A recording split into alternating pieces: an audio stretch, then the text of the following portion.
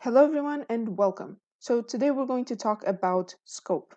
Now, scope defines what namespaces the program is going to look in when searching for names. So objects stored in namespaces.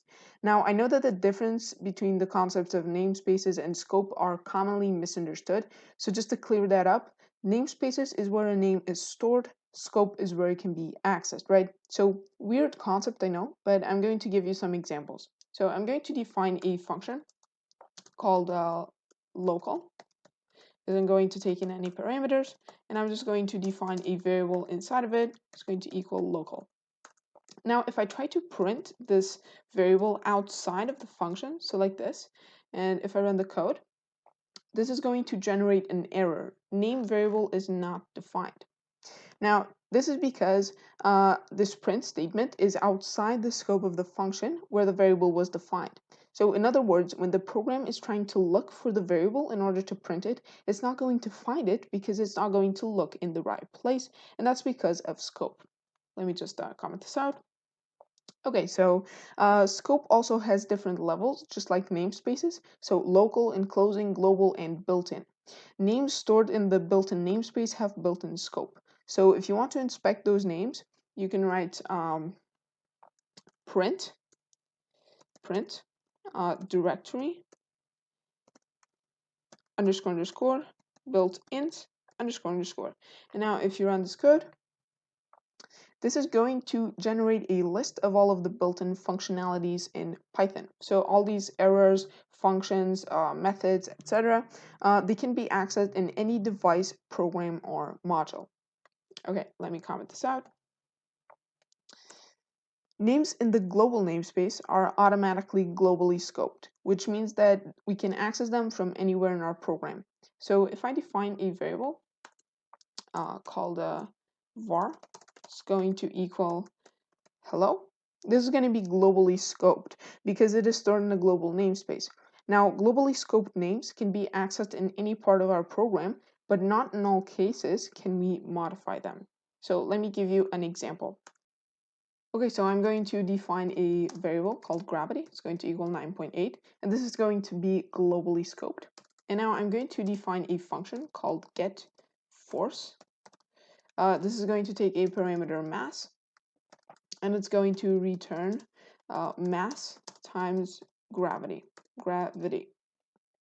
So we can access gravity from inside this function because it is globally scoped. But now if I write, for example, gravity plus equals 9, and then I try to print a call of this function, so print get force, the mass is going to be 20. Now if I run this code, this is going to generate an error. This is because in this case, like I mentioned, we can't modify gravity, although we can access it.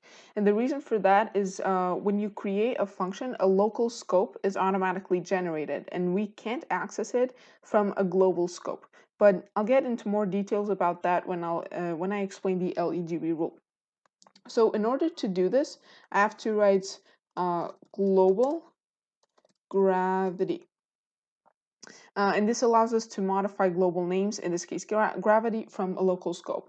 And if I hadn't defined gravity here, I could still do this. I can do this. I could still do this. And this would just create the variable gravity directly in the global namespace. So this would work just fine, like so. So, like I mentioned before, when we create a function, a local scope is automatically generated and an enclosing scope is generated when we create a nested function. So, in a way, the local scope of a nesting function is the enclosing scope of the nested function, which can have its own local scope. So, that sounded a bit confusing. So, let me give you an example. So, I'm going to define a function called getArea. And then I'm going to define a variable inside of it, which is going to be height, and then another function like that. And then inside the nested function, I'm going to write another variable like that. And then I'm going to print height like that. And then I'm going to call the inner function. Okay, and now I'm just going to call the nesting function. So get area like so. And now if I run this code, this is going to print the height, right? So what happens here is this variable height here is locally scoped in relation to the nesting function, and width is locally scoped in relation to the nested function area. So these are both local scopes, but in relation to different functions. And the outer function is enclosing the inner function. So the outer function is going to be the enclosing scope of the area function. Okay, so now let's move on to scope resolution. So how exactly does scope act? And the answer is the LEGB rule, which represents the order in which Python looks for a name in a namespace. Now, LEGB stands for local, enclosing, global, and built-in. So I'm going to define a variable called h, which is going to equal 60. And then I'm going to define a function. It's going to be called outer function. So outer function. Um, and then inside of here, I'm going to redefine h to 45. And then I'm going to define a nested function. So nested function. And inside this nested function, I'm just going to print h. And then I'm going to call the nested function. Okay. Like that. And now I'm going to call the outer function. So outer function. Okay, so try to guess which value, 60 or 45, is going to be printed. So Python starts looking for the variable h in the local namespace, the L in LEGB. Now, there's no such variable in the local namespace, so it moves on to the enclosing namespace where it founds the variable, right? Enclosing in relation to this function right here. And this variable has the value of 45. So the value 60 defined in the global namespace is ignored, and the output ends up being 45.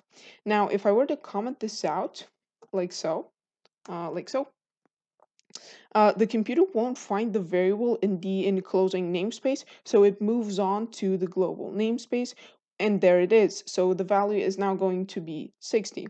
So because of this rule, names in a deep level of scope cannot be accessed by the more outer layers of scope. And since the local scope is the deepest level of all four scopes, names in the local scope cannot be accessed or modified by any of the outer scopes, but the opposite can occur.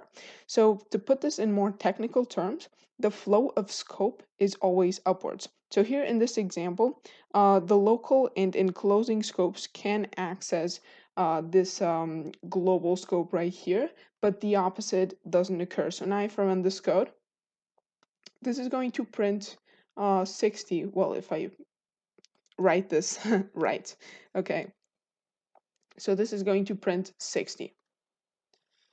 Okay, so the LEGB rule basically says that when Python is looking for a name, it's first going to look in the local namespace. So in this case, it would be inside this nested function here. Then it's going to look in the enclosing namespace, which in this case would be the enclosing function here. Then it's going to look in the global namespace, and if in all those namespaces it still doesn't find it, lastly, it will look in the built-in namespace. Okay, so I can do something similar to that global statement I made in the global example. So if I want to modify age, so plus equals 5, for example. Now, if I run this code, actually, let me just uncomment age here. Okay. Now, if I run this code, this is going to throw an exception. So local variable age referenced before assignment. So if I want to do this, I actually have to write non-local age. And now I can do this. So now this is going to give me 50. Okay, so that's it for this video. I hope it was easy to understand. I hope you liked it. If you did, then please like and subscribe to support the channel. And I'll see you in the next one.